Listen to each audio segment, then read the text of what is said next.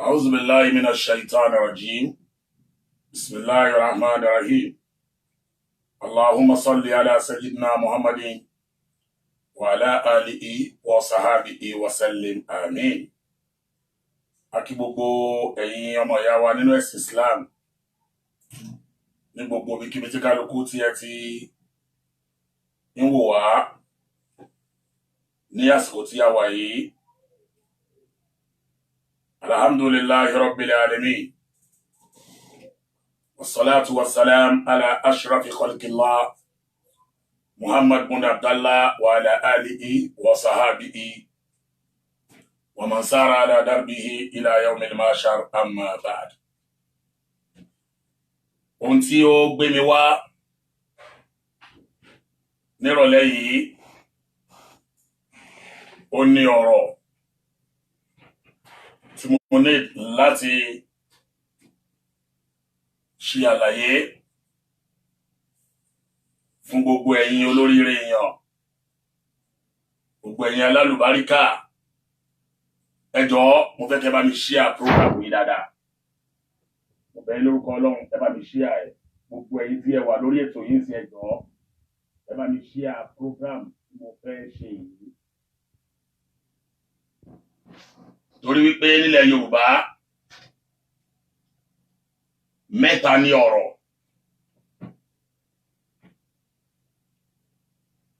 Ọ̀rọ̀ tó yẹ ká sọ ní gbangba ó wà, tó já sí pé gbangba ló yẹ ká ti sọ. Ọ̀rọ̀ tó yẹ ká sọ ní kọ̀rọ̀, ọ̀rọ̀ yẹn náà wà, tó já sí pé a gbọ́dọ̀ sọ ọ̀rọ̀ kọ̀rọ̀, a gbọ́dọ̀ sọ ní gbangba. Ọ̀rọ̀ ẹlẹ́ẹ̀kẹta ó ní ọ̀rọ̀ tí ì tó. Ọ̀rọ̀ tí ò bá tí ì tó àìsọ. Ìyẹn ni mo fẹ́ kí gbogbo wa kí a farabalẹ̀ gbọ́ ní ìní. Ọ̀rọ̀ alákọ̀ọ́kọ́ ọ̀rọ̀ gbangba, ọ̀rọ̀ ẹlẹ́ẹ̀kejì ọ̀rọ̀ kọ̀rọ̀, ọ̀rọ̀ ẹlẹ́ẹ̀kẹta ó ní ọ̀rọ̀ tí ì tó. Àwọn ọmọ mo ṣàdúrà fún gbogbo ẹ̀yin olóríire, ẹ̀yin olólùfẹ́ rere, ẹ̀yin aláníyàn dáadáa tẹ́ dúró tì wá, tí ẹ̀dẹ̀ ń fi àdúrà ran ọmọ ìyá yín lọ́wọ́ lórí wípé Olúwa kó má gbé ọmọ ìyá yín ṣubú. Mo ṣe yẹ ládùúrà fẹ́ni kọ̀ọ̀kan yín náà, ẹ̀yin náà ò ní ṣubú lágbára Ọlọ́run. Ẹ̀yin náà ò ní ṣubú o. Ẹ ní ṣubú ẹ̀mí, ẹ dẹ̀ ní ṣubú ara.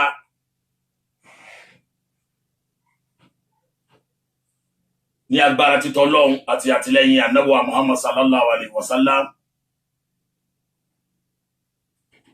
Gbogbo ọ̀rọ̀ yìí tó ń go viral káàkiri ayé, tí gbogbo ẹ̀yin olólùfẹ́ tẹ́ ń pè wá pé Alfulany báwo ló ṣe jí, ẹ sọ̀rọ̀ ní ẹ ṣe gbá ní ẹ ṣàwo ní. Mo kàn máa need láti ṣe àwọn àlàyé kan fún gbogbo ayé. Ṣùgbọ́n àlàyé tí fẹ́ ṣe, gbogbo program tí fẹ́ ṣe yóò lè má ju ìṣẹ́jú mẹ́wàá lọ àbí ìṣẹ́jú mẹ́ẹ̀ẹ́dógún. Máa kàn ṣàlàyé ẹ̀ torí pé ọ̀rọ̀ tí ì tó sọ. Ọ̀rọ̀ kò tí ì tó sọ. Gbogbo ẹni tó dẹ̀ wà behind gbogbo tó ń lọ yìí, gbogbo yín lọ́lọ́run, gbogbo yín láti mọ̀. Gbogbo ọ̀rọ̀ tó bá ti wá délé ẹjọ́, tó bá ti wà ní court, bí èyí ó bá sọ, ó lọ́nà tí èèyàn ń gbà sọ. Mi ò hold anybody ní explanation, ṣùgbọ́n Ọlọ́run ọba tó dá mi, ó ní mo bá lọ́rọ̀. Mo kàn fẹ́ jẹ́ kẹ́ mọ̀ kankan ni wọ́n lè máa send ẹ̀yin tí ẹni fọ́tò kan lọ́wọ́ tó jẹ́ fọ́tò Alfulany.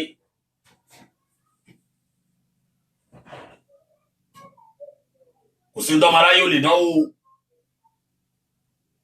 kò dẹ̀ sí ntí ọmọ gbogbo ẹ̀ náà ti sẹ́ndì sí mi o gbogbo fọ́tò mi tẹ́ ẹ lọ mú fọ́tò mi tẹ́ ẹ má jẹ papọ̀ má fọ́tò àwọn èèyàn ńlá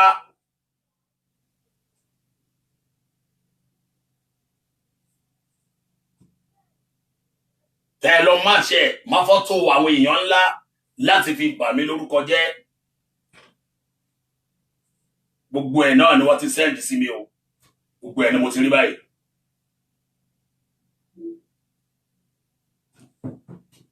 ẹ lọ gbé orí mi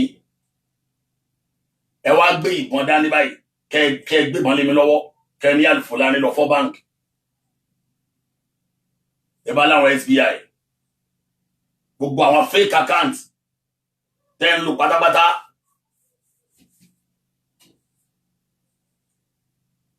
ẹ lọ mú ọ̀rọ̀ tí ẹ lọ mú fọ́tò mi ẹ lọ wá òhò ní òhò ẹ gbé sára mi kẹ wá má jẹ papọ̀ kẹ gbé sẹ́gbẹ̀ẹ́ obìnrin kò sáburú ń bẹ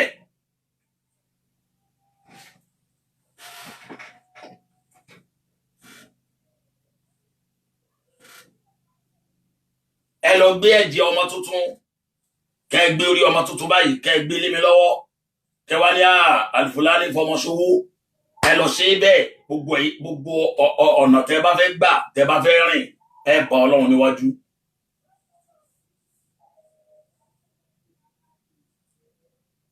gbogbo dẹ́yìn ṣe látijọ́ yìí mi ò sọ̀rọ̀ mi ò bẹ́ẹ̀ nìkan kan fi sí o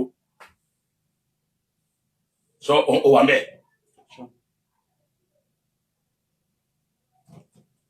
gbogbo dẹ́yìn ṣe látijọ́ yìí mi ò bẹ́ẹ̀ nìkan kan fi sí mi ò dẹ̀ bẹ́ẹ̀ nìkan kan sọ̀rọ̀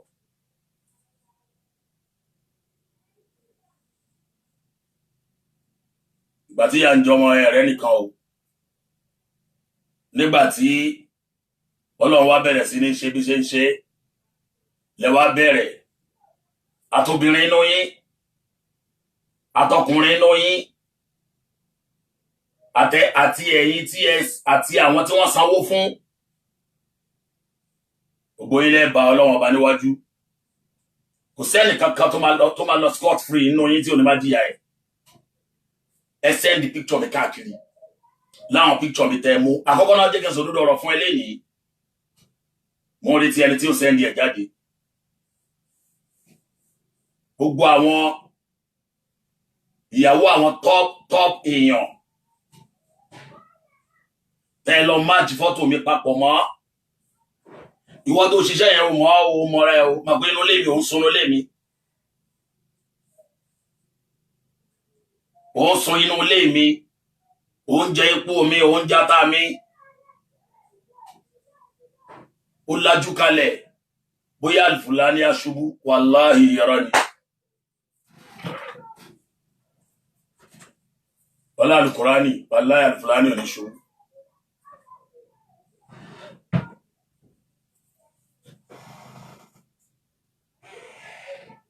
fẹ́mi mi ò fẹ́ ó ṣe dàdánwò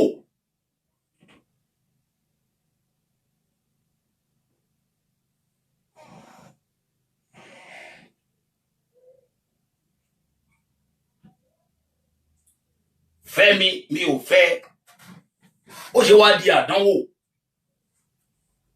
tó wá já sí wípé ìṣubú Alfulany ló wá ń wá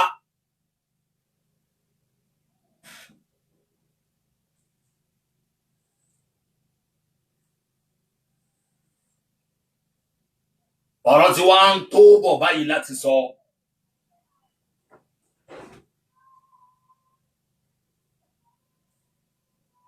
gbogbo ọ̀rọ̀ mọ́ṣáláṣí táyé ń pariwo káàkiri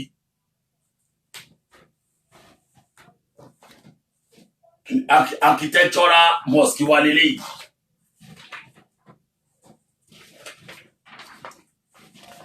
ṣíbi tí ò bá yé èèyàn ṣe béèrè fún ni ẹjọ́ gbogbo ẹ̀yin tí ẹ jẹ́ olólùfẹ́ rí tí a bá fẹ́ kọ́ mọ́ṣáláṣí tó máa jẹ́ mọ́ṣáláṣí tó standard láìsí pé ó lọ gbówó ní Saudi Arabia o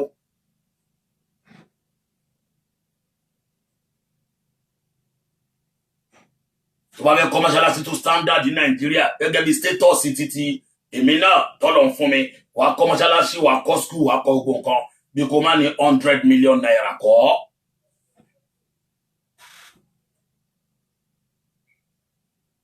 Bí kò má ní 100 million naira. Ẹni tó bá ti ṣe nǹkan rírí láyé á mọ nǹkan tí mo sọ yìí.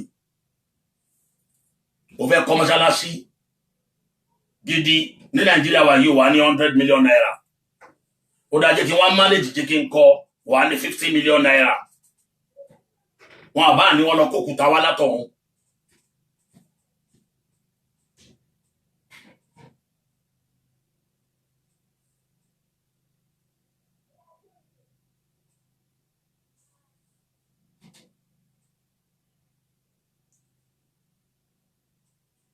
Alhamdulillahi rabbil alamin.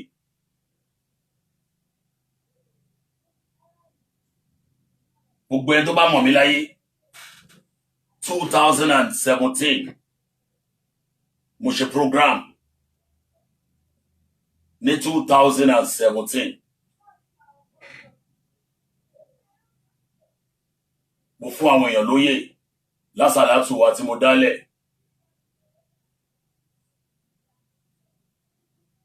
Mi ò nílẹ̀ nígbà yẹn o, mo ní ilé tara tèmi tí mo kọ́ o, mi ò nílẹ̀ mọ́ṣáláṣí ní gbogbo ìgbà yẹn o. That was 2017.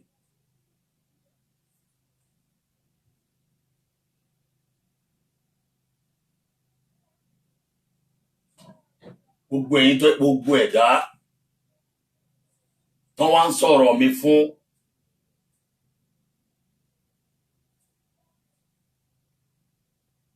tó já sí wípé o kàn gbọ́rọ̀ Alifulani ni hatred tó ní sí Alifulani tẹ́lẹ̀tẹ́lẹ̀ òun ló fi ń kanra láti máa comment, láti máa ṣe fídíò, láti máa ṣe oríṣiríṣi àwọn nǹkan tó ń ṣe tó já sí wípé eléyìí ti kú lọ́rọ̀ pé à ń já sí ọ̀rọ̀ ẹ̀sìn.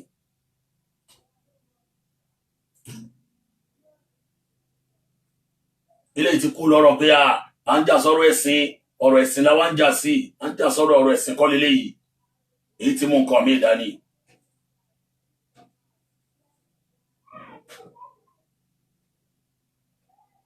Mo ṣòye ní 2017 January 22. Bàbá kábíyèsí ọba Olúwo wọ́n wà níbi oyè náà. Chief Imam Ọ̀fà ni mo pè kán wá ṣe wáàsí. Ọdún yẹn ni mo fún Obesere lóyè. Àti àwọn alájà wa Shukurat Modúpẹ́ ṣáínṣáín. Kí n tó bẹ̀rẹ̀ oyè yẹn, gbogbo ẹni tó bá máa ń wá sóde mi,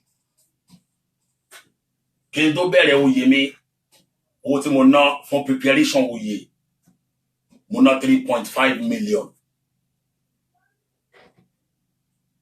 Mo ṣe náwó náà rèé o. Gbogbo ẹni tó bá mọ Alifulani ní Nàìjíríà, á mọ̀ pé tí n bá fẹ́ ṣènáwó 6 months, oṣù mẹ́fà ni màá fi polówó lórí rédíò. Wọ́n á máa pariwo lórí rédíò lọ́tún lósì. Alifulani fẹ́ ṣe oyè o, ó fẹ́ ṣe ìnáwó àwọn báyìí ní òjòyè. Ni mo lọ sanwó sí Bond FM. Kókó náà wé ìròyìn. Àwọn program àwa kí a split kí ni ẹ̀ for good 6 months. Àwọn tá a sanwó fún, àwọn tá a polówó wọn kú wọn bẹ láyé. Nínú ẹ̀ ni mo ṣe IV. Kò sólóyè kan tí mo fún lóyè tó lè lóhun fún mi ní 1 naira báyìí ká tó bẹ̀rẹ̀ oyè ìpè ẹgbà owó palẹ̀mọ́ oyè rẹ̀ kò sí ẹni náà. Nígbà tó yẹ gbà la fẹ́ fi dá wọn lọ́lá ni a lè táàsì wọn kán fún wa lówó. Alhamdulillahi rabbil alamin. Àgbà venue, ọgbà àwọn army lágbà, mo gba hotel kalẹ̀ fún gbogbo àwọn tí wọ́n wá. Include bàbá wa àgbà, Chief Imam àgbà nílùú Ọ̀fà. Almost 3.5 million naira ni mo ná. Èmi ni mo gba share, èmi ni mo gba tent. Àwọn olóyè kan náà padà tún wá, wọ́n wá set decorations abẹ́ tent wọn. Alhamdulillahi rabbil alamin. Ọdún náà, a bẹ̀rẹ̀ program, a ń bá program lọ. Ẹni tó wá fún wa ní ilẹ̀ mọ́ṣáláṣí, Alhaji wa Komarudeen Saki ọmọ Lámínà. gbogbo ayé máa ń pè ní Saki Olúwo. Àwọn náà fún wa ní ilẹ̀ mọ́ṣáláṣí, ọdún náà fún wa ní ilẹ̀ mọ́ṣáláṣí. Wọ́n dẹ̀ fún wa níjọ́ náà gangan, wọ́n donate 1 million naira cash fún wa.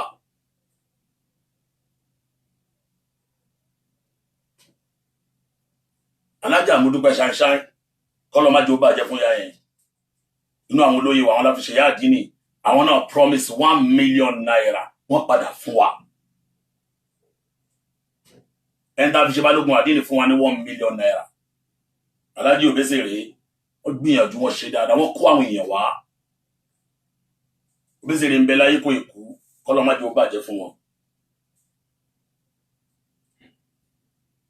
Ó wà nínú àwọn èèyàn lọ́jọ́ náà tí wọ́n promise wa pé tó bá di ọjọ́ Thursday tí mi ò láǹfààní àti lè dárúkọ wọn, kó mọ́ dàbí ẹni pé àbí èèyàn pa tẹni ẹlẹ́ni jẹ́, torí pé àníṣẹ́ kankan tá a ṣe sí wọn lọ́wọ́. Bí èèyàn bá promise ẹ pé wọn á fún ẹ ní nǹkan tí ò bá fún ẹ, ò lọ́lọ́pàá tó lè fi mú.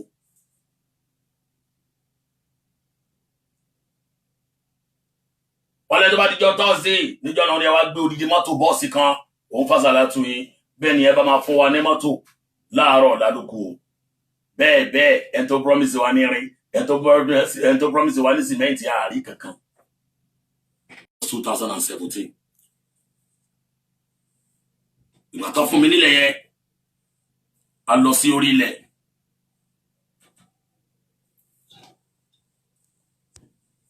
Bàtà lọ sí orí ilẹ̀, wọ́n fún wa nílẹ̀ náà ní Kòròdú. 2 plots of land ni wọ́n yọ̀ǹda fún wa nínú 1 acre.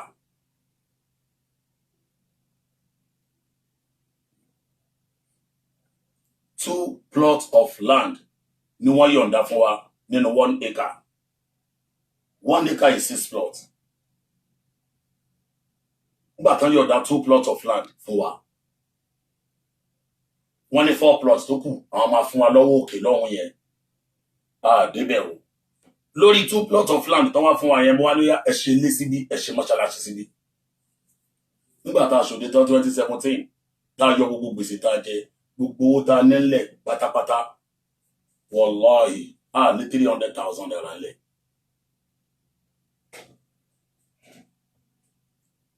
Mo wá ní ẹ̀yà ẹ sáré ṣe foundation níwọ̀n bá ẹ̀kọ́ ilé náà síbí. Tó bá fún wa ní 4 plots tó kù, a ṣe school, a ṣe hospital, a ṣe sórí àwọn yẹn. Ilẹ̀ tá à ń sọ yìí, a gbàwé ẹ o, a gba receipt ẹ o, a ṣe sí ọ̀fọ̀ ẹ o, a gba survey plan ẹ o. Mo sáré rush ẹ pé Ramadan ló ń bọ̀ yìí, ní tá a bá sáré rush síbẹ̀, a lè ṣe fídíò ẹ, a lè pè sórí tẹlifíṣọ̀n káwọn èèyàn kan lè help wa.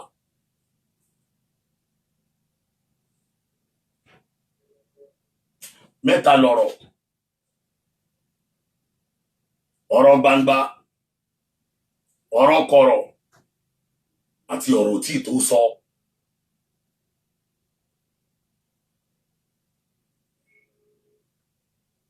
Eléyìí tí mo ń ṣe yìí, ọ̀rọ̀ tí tó sọ tọ́rọ̀rọ̀ pọ̀ kan tá máa sọ.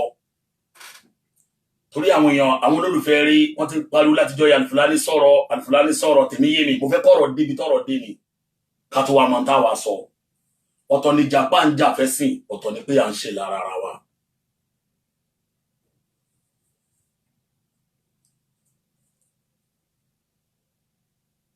Àwa bẹ̀rẹ̀ ilẹ̀ yẹn, wọ́n ṣe lé yẹn lọ, wọ́n ṣe mọ́ṣáláṣí lọ níwọ̀nba. Àwa ṣe fídíò ẹ̀, mo wá gbé fáwọn architectural. January 2019 náà tó parí kíní yìí o, January 2019. Láti 2017 o, tá a ti ṣe síbẹ̀ o, January 2019. Nígbà tá à ń plan láti ṣe òye míì. Ní 2017 yẹn, ẹnu ọ̀bá tá a ṣe nìyẹn. Nígbà tí Ramadan náà dé, mo gbé sórí tẹlifíṣọ̀n. Gbogbo prógámù tí mo ń ṣe lórí Ramadan, tí mo ń ṣe lórí tẹlifíṣọ̀n nínú àwẹ̀, mo máa ń san 4 million naira lórí tẹlifíṣọ̀n. Ẹ quote me wrong. 4 million naira ni mo máa ń san lórí tẹlifíṣọ̀n. Kò sẹ́ni kankan tó máa ń ṣe. Máa sọ lórí prógámù ní ẹjọ́, a fẹ́ sanwó sórí tẹlifíṣọ̀n, a fẹ́ ṣe gba, a fẹ́ ṣàwò. Torí pé MTN MTN ló máa sponsor program mi. MTN ò dẹ̀ ní fún mi lówó kí n tó bẹ̀rẹ̀ program. Ó dijọ́ tí n bá parí program after 3 months kan tó sanwó fún mi.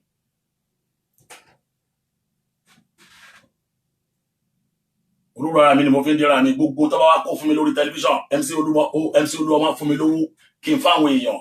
Owó àwọn èèyàn tó bá fún mi kí wọ́n sọ pé owó ti tèmi fún àwọn èèyàn ní 20,000 MC lè fún mi ní 1 million naira. Hallelujah 20,000 máa fáwọn èèyàn 50,000 máa fáwọn èèyàn. Ó lè fi mi náà lówó tèmi lọ́tọ̀ ó bóyá 100,000 rí o 200,000 rí tiẹ̀ rí o.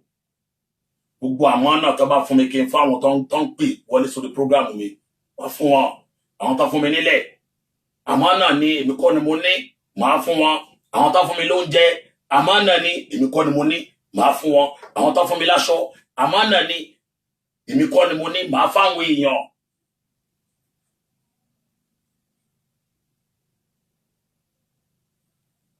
Mo dẹ̀ wá make sure talẹ́ni náà tí wọ́n á kó nǹkan àmánà sí lọ́dọ̀ pé àmánà ní tá lóun fẹ́ di àmánà alámánà mọ́ tiẹ̀. Gbogbo owó tó kó fún mi yẹn tí n bá kówó yẹn dání tí n bá ń ná fúnra mi tí bí ń ṣe bàájì fúnra mi tí bí kọ̀ọ̀rọ̀ ni wọ́n kó fún mi sóṣojú ẹnìkan ni. Gbogbo àwọn táwọn yìí mò ń wọlé lọ bá wọn ní ìfẹ́ Ọlọ́run náà ní lára mi láti lè satisfy àwọn ẹlòmíì níta. Ramadan ló ń bọ̀ ẹlòmíì ò ní tí ó jẹ owó tó bá fún wa máa fún ẹ wàá dunnú pẹ̀lú àwọn fámìlì ẹ. Ẹlòmíì donílẹ̀ ẹlòmíì lọ sí Mẹ́kà.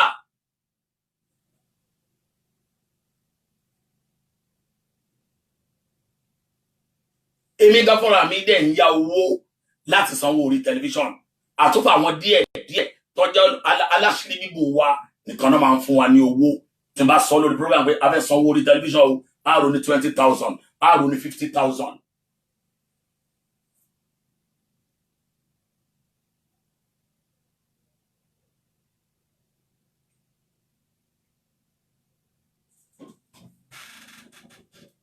Nígbà tó di 2017 tá gbé sórí tẹlifíṣọ̀n nínú àwẹ̀ a rí owó tá a rí jọ́ náà nígbà tá àwẹ̀ parí a rí almost bí i 125,000 oní 100 naira oní 1,000 oní 2,000 bá a ṣe rúwò yẹn ni ẹjọ́ torí Ọlọ́run ẹjọ́ mo dẹ̀ fẹ́ kọ́ mọ́ṣáláṣí ńlá ẹ̀rí Alifulani olówó àṣírí Alifulani bò ní.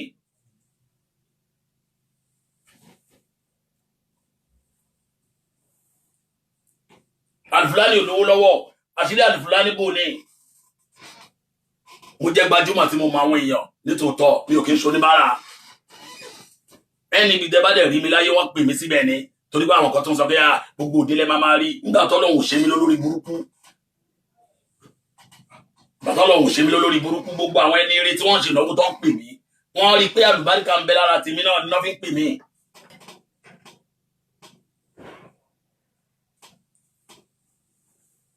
Gbogbo tó bá kó fún mi kó fáwọn èèyàn nígbà tó di 2018 mi ìṣìnáwó torí gbogbo ẹ tó bá mọ̀ mí láyé wọ́n mọ̀ pé tí bá fẹ́ ṣe oyè ọdún méjì ni mo máa ń ṣe. Mi ò ṣìnáwó ní 2018 2019 ni mo tún ṣìnáwó ìyẹn lóye tó dá wàhálà alẹ́ níta tí Bobrisky ọ̀nùbọ̀ tí mo fáwọn Lizzy Anjorin lóye.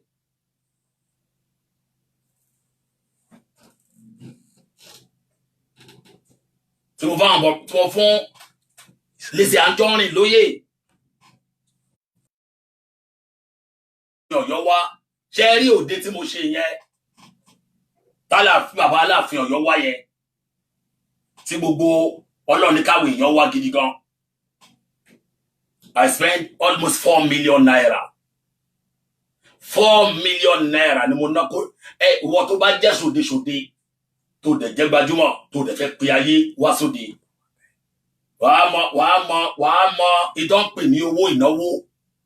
Ṣòwò fẹ́ ní òun ló fẹ́ sọ ni. Abo orí rédíò wọ́n ní a máa ṣe pósítà máa ṣe pósítà mọ́ torí tó bá ṣe pósítà àwọn lásà wọ́n ya pósítà wá Nàìjíríà pósítà là máa ń ṣe tẹ́lẹ̀ tá bá ń ṣe ìnáwó àmàlẹ́ pósítà káàkiri gbogbo àdúgbò wọ́n ní a máa ṣe ìyẹn mọ́. Mo wá prefer kí n lọ sanwó sórí rédíò orí tẹlifíṣọ̀n gbogbo ayé ń gbọ́ news wọ́n ń gbọ́ rédíò oṣù mẹ́fà dẹni wọ́n ti máa polówó kalẹ̀ pálí Alifulani ó ṣe náwó.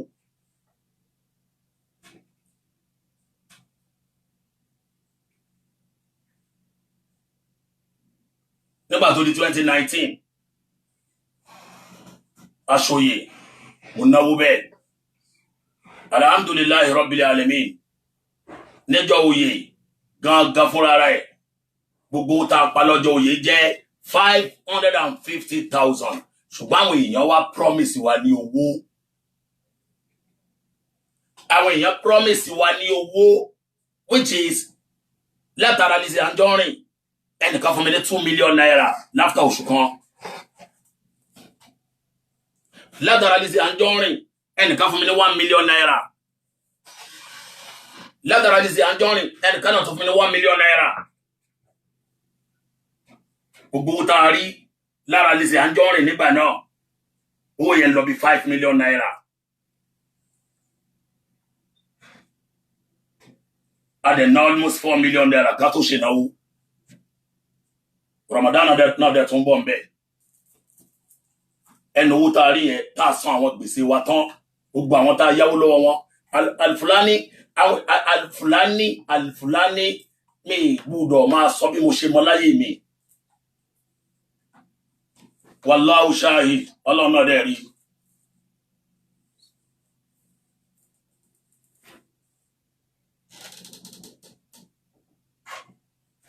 gbogbo àwọn tó jọ Masalatu mi wà lórí prógámù yìí o because ìtẹ́ẹ̀dá ò bá mọ̀ kẹ́dà yìí sọ tẹ́ẹ̀bá tí ò bá yé yẹn ṣe béèrè gbogbo àwọn tó láwọn sẹ́ndì owó sí mi láti Amẹ́ríkà láti London báwọn fún mi lówó mọ́ṣáláṣí ẹ̀ ṣí ẹkù náwó àmì ẹ̀ràn ti wí pé bàbá kọ́ mọ́ṣáláṣí Nàìjíríà ẹmọ iye tá nà ilẹ̀ tá wá sọ fún yín wípé báyìí ló wà lórí ẹ̀ nígbà tó di 2019 ẹni tó fún wa ní ilẹ̀ ní lẹ́tọ̀ọ́ àti máa sọ̀rọ̀ tí mo fẹ́ sọ yìí ẹnìyẹn ní ìṣù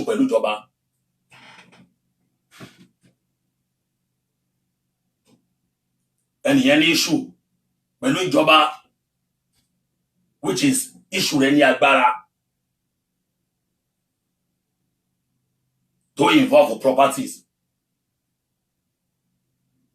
ilẹ̀ tí mi ò ní sí ọ̀fọ̀ ẹ̀ ilẹ̀ tí mi ò ní receipt ẹ̀ ilẹ̀ tí mi ò ní survey plan ẹ̀ ẹni tó dẹ̀ ṣe wá lóore tó lòun fún wa nílẹ̀ yìí 2 plots of land là ń kọ́ kíní yìí sí ẹni ẹ ló ní issue yìí kí la fẹ́ ṣe mo pe àgbàlagbà òṣèré kan nínú àwọn olóríire tí wọ́n ń ṣòṣèré Nàìjíríà níjọ́ tá a lọ wo ẹnìyẹn níbi tó ní issue sí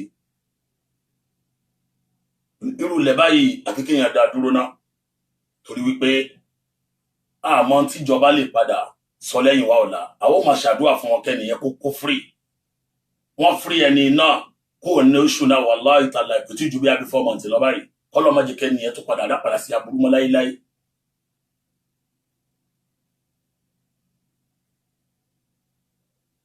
oyè tá a wá ṣe lẹ́yìn ìgbà tá a san gbogbo gbèsè tán Al-Qur'an ni Ọlọ́run bá ń gbọ́ gbèsè láfi sóye Al-Qur'an Ọlọ́run ni mo mú dání gbèsè láfi sí oyè owó tá a dẹ̀ rí mbẹ̀ náà tá a san gbèsè tán mo wá kó díẹ̀ mbẹ̀ òun ni mo wá lọ tún ná sí sáìtì yẹn díẹ̀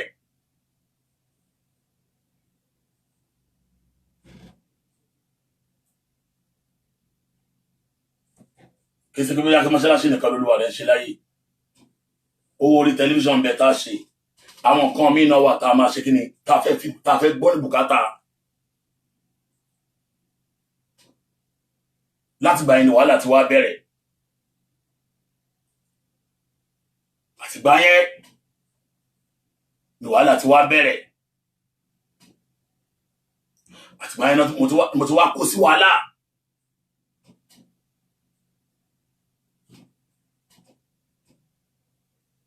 lórí ọ̀rọ̀ ẹ̀wọ̀n àwọn èèyàn lọ́kọ́ lọ máa lọ fídíò sáìtì mi ó ṣíwájú mi níláàrí òní oníláàrí jù mí lọ ó ṣíwájú mi kọ́lé ohun mọ́ tẹ́mi náà lè kọ́ lẹ́yìn wa ọ̀la ó ṣíwájú mi láṣeyọrí ìyẹn ò sọ pé mi náà ò ní láṣeyọrí ó ṣíwájú mi ṣe nǹkan kan ẹlòmíì lè ti máa bá nǹkan bọ̀ láì mọye ọdún kẹ́nu kan dẹ̀ dé lẹ́sẹ̀kẹsẹ̀ kọ́lọ̀ fún láṣeyọrí ṣe ìyàwó kì í ṣe pé bóyá pé aburú wa ń bẹ Ọlọ́run ò sọ pé ẹni tó wà ń bẹ náà ò ní padà ṣàṣeyọrí lábẹ́ bẹ́ẹ̀ náà lọ́lọ́run ṣoore fẹ́mi náà ni mo ra ilẹ̀ fúnra mi tí mo ń tà kàkà kí wọ́n máa náwó lórí ilẹ̀ tí wọ́n fún wa táàmọ́ tí ó padà gbẹ̀yìn lẹ́yìn wa ọ̀la ìyẹn mélòó ni mo fẹ́ pè ni mo fẹ́ sọ fún owó tá a ti ẹnu ọba owó tá a ti ń dá síbẹ̀ lásán mo dá a dúró síbẹ̀ ni nígbà tó lọ ń yọ̀ǹda ilẹ̀ tèmi náà fún mi mo rà sí Shimawa 50 acres lọ́lọ́ yọ̀ǹda fún mi bí n tiẹ̀ sanwó ẹ̀ tán èyí táwọn èèyàn àwọn tó bá lọ́ra lẹ́pọ̀ rẹpẹtẹ bọ́n ṣe ń bá mi rà tán sanwó lèmi náà sanwó padà díẹ̀díẹ̀ fáwọn fámìlì tí mo ra lẹ̀ lọ́wọ́ wọn kọ́lọ̀ tó wá bá mi san tán látara bẹ́ẹ̀ náà ni mo wá wò wípé anọ́dá ilẹ̀ mi tún lélẹ́yìí ìbẹ̀lẹ̀ ẹ gbogbo ẹ̀dá tí bá máa ń gbọ́ ìpolówó mi máa sọ síbẹ̀ pé Central Mosque máa wà ń bí o hospital máa wà ń bí o international school máa wà ń bí o ilẹ̀ tara tèmi fúnra mi nìyẹn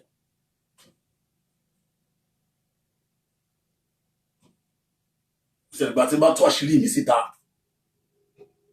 gbogbo ayé kálukú wa ń daṣọ bo ara wa ní gbogbo ẹ tí ń gbé mọ́tò káàkiri kọ́ láṣírí ẹ̀bù ṣé gbogbo ẹ tó wà ń lo òyìnbó láṣírí ẹ̀bù ni gbogbo wa ń daṣọ bora wa ní à ń daṣọ bora wa ní ẹlú mà ẹrọ mà ẹjọ mo wà lórí life máa pín ìpadà mà ẹjọ mo wà lórí life mà à ń daṣọ bora wa ní ẹ bá ti wá rí yàn alùpùpù ní àtàbà ti lóde àwọn gbajúmọ̀ a rí lóde gbajúmọ̀ ó wà níbi gbajúmọ̀ ọríyàn bí òde gbajúmọ̀ kọ́ ni yẹn kọ́ ni iṣu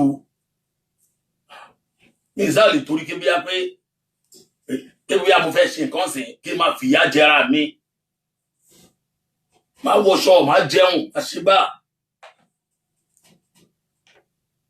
lópin ìgbà tẹ́dá bá yìí wà lórí ilẹ̀ ayé yìí márùn rẹ pípò ní láṣeyọrí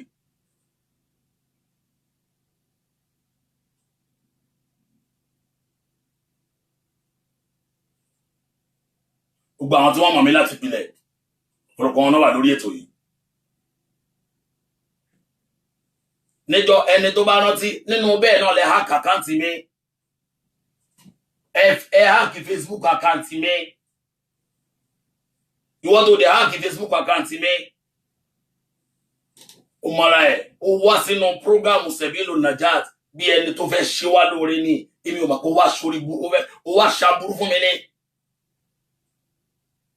mo fi ẹ ṣe admin Sebilu Najat ó dẹ̀ wá láti wá kó bá mi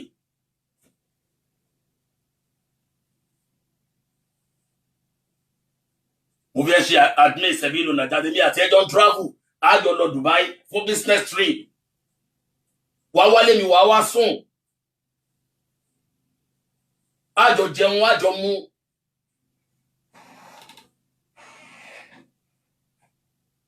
ó fún mi lówó lórí Sebilu Najat níjọ́ tá fẹ́ san owó kan later ó sọ fún mi níjọ́ tá fẹ́ san owó orí television ó fún mi lówó kó fún mi ní 500,000 later tó fún mi ní 900,000 torí 4 million ní bá san mo fẹ́ sanwó kan fún àwọn ìjọ àwọn kan tí mo ń ṣe ambassador fún tẹ́lẹ̀tẹ́lẹ̀ owó hajj kan ó fún mi mo san padà fáwọn yẹn nígbà tó máa gbé bíìlì wá ó ní 3.5 million torí ẹni tí ó bá mọ̀ di ọ̀rọ̀ rà 3.5 million Alfulany ló gbà lọ́wọ́ rẹ̀ o kò dẹ̀ máa gba 3.5 million mo wá wò pé owó tó fún mi yìí owó prógámù ní ó dà olùfẹ́ gbowó ẹ̀ padà gbogbo owó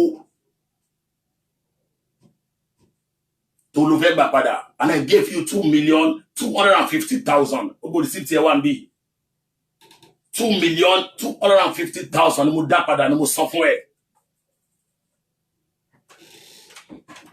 wá lọ máàtì fọ́tò mi pẹ̀lú àwọn èèyàn tó lọ mú lórí Facebook mi torí pé ó jẹ́ admin ó wá gbé orí mi láti fi bà yí ọ̀tá mi jẹ́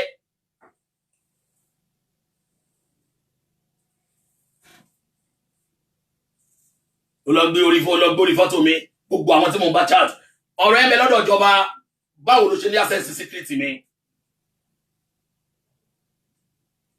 báwo ló ṣe ní access secret mi kí ló ń wá ń bẹ́ẹ̀ gbogbo ohun tó bá jẹ́ nǹkan fi pamọ́ ẹ̀dá láyé kí ló ń wá ń bẹ̀.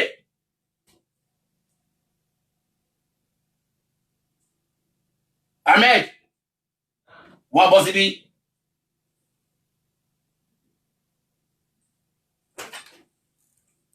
Bọ́ síbí báyìí yọ kíní kò lórí ẹ̀mí ẹ̀. Bọ́ sínú fídíò mi.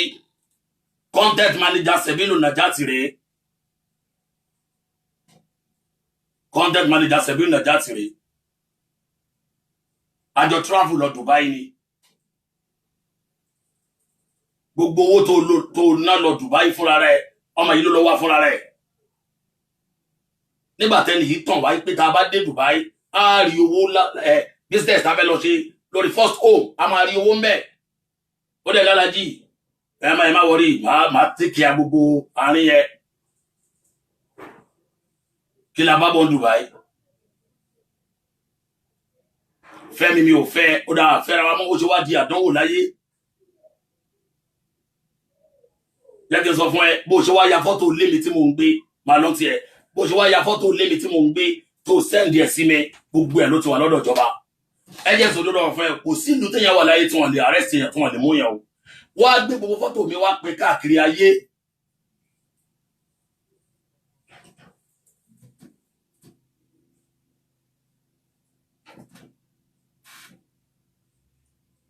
Ó jẹ́ admin mi ní tòótọ́. Gbogbo Gmail mi tí mo bá ná £1 nínú lẹ́yìn báyìí ó máa mọ̀. Tí bá jáde lọ, tí bá mú ATM mi torí pé àkáǹtì mi ó wà lórí Gmail mi. Wọ́n ti link ẹ̀ mọ́ Gmail mi. Tí bá ná £1 báyìí, òun jókòó sí London, yóò dẹ̀ mọ̀. Ó dánú lé mi rú tán díẹ̀ lókù. Ó kọ ẹ̀yìn mi àti ìyàwó mi síra wa díẹ̀ lókù. Islam ni mi adult ni mi, mo lè fẹ́ ìyàwó méjì, mo lè fẹ́ mẹ́ta, mo lè fẹ́ mẹ́rin. Obìnrin méjì lè bímọ fún mi, obìnrin mẹ́ta lè bímọ fún mi.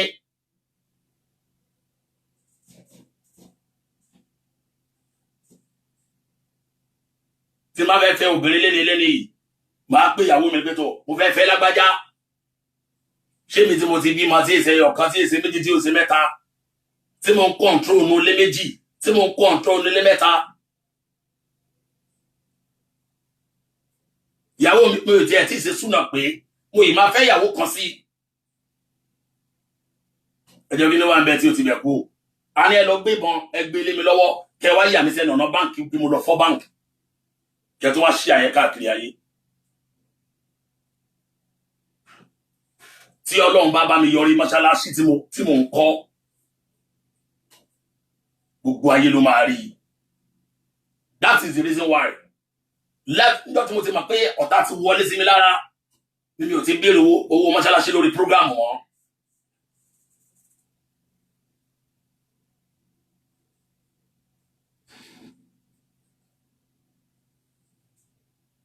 All the information, all the information of my life, ló ní access sí.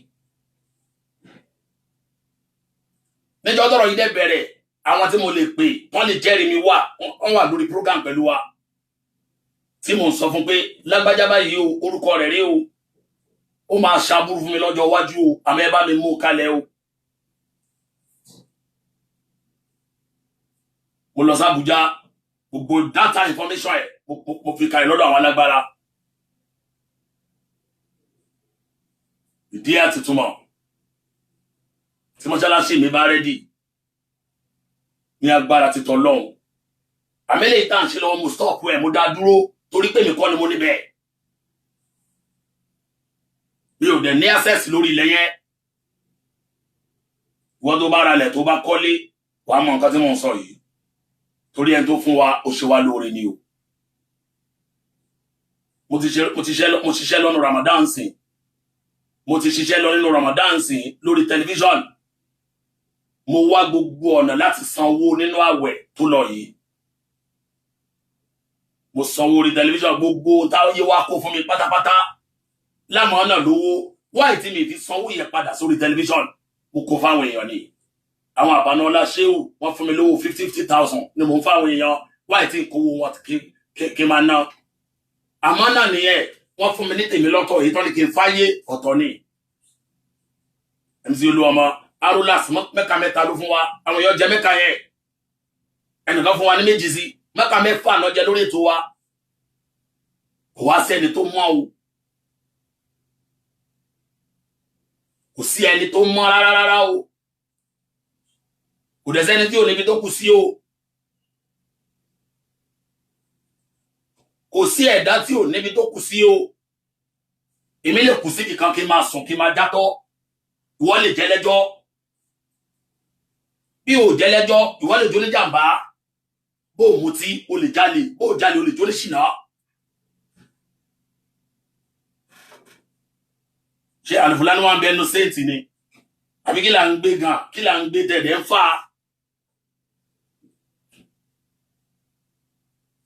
Alifulani oníkàwọn ara Kùránì ní ara Kùránì ẹ lọ ra Kùránì di ọjọ́ orí mi tí mo ní wá ṣàwó ni ẹni tó pè tí wọ́n ń ṣí àìkíní ẹ̀ káàkiri Ọlọ́run dá láàrin wa àti wà àti dílé rẹ Ọlọ́run á dá láàrin àwa méjèèjì àbí tó bá ṣàbúrú fún ẹnìkan ló yá kó sanwó Mẹ́kà fún mi mo dẹ̀ gbé ẹ lọ Mẹ́kà kó pé ayé tó mo lù ẹ́ jìbìtì owó Mẹ́kà mẹ́ta èèyàn ló san fún mi ìwọ ọkọ rẹ àtọ̀rẹ́ ọkọ rẹ lẹ́sàn ẹ̀dẹ̀ wá sí Nàìjíríà mo dẹ̀ mú yín lọ Mẹ́kà yẹn mo dẹ̀ tọ́jú yín dáadáa ní Mẹ́kà mo tún kó yín dé bèèrè lọ́wọ́ ọgbẹ́ tó ń lọ Mẹ́kà kí ló dé tí wọ́n yẹra Kùránì sínú Káàbà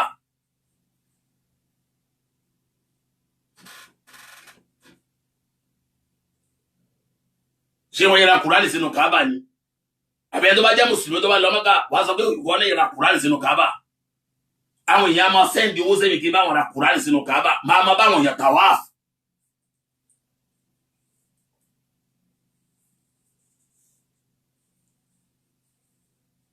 also máa báwọn yàn tàwáàfù ó wá di bílẹ̀ Yorùbá comment show us the mosque show us the mosque show us the mosque show us the mosque ìwọ tó ń kọ show us the mosque yẹn èló lówó tiẹ̀ ń bẹ̀ àbí sọyún owó rẹ̀ ń bẹ̀ ká dá padà fún ọ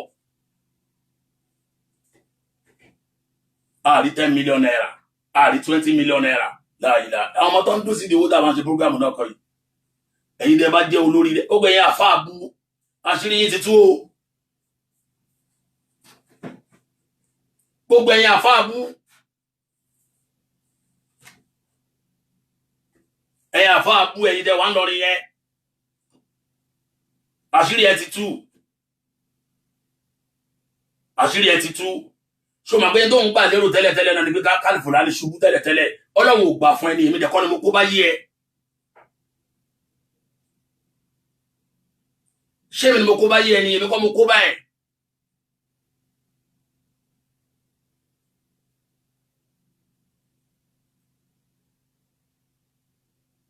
ìkànnì ẹ àdàbí tó bá já sí wípé ìwọ àfáà yìí tí òun lọ ń ṣàbúrú lẹ́yìn yìí táṣírí ẹ tú sí wa lọ́wọ́ lé nìyí àdàbí tí ò bá jẹ́nu owó mi rí àdàbí tó bá jẹ́nu ọlá mi rí tí ìyàwó rẹ̀ ò bá jẹ́nu owó mi rí tọ́mọ bíbí inú rẹ̀ ò bá jẹ́nu owó mi rí lọ́lọ́wọ́ lè dá fún ẹ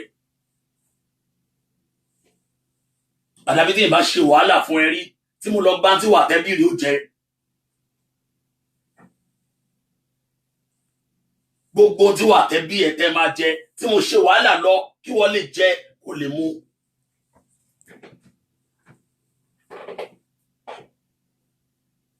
Ọlọ́run lọ́jọ́ ìní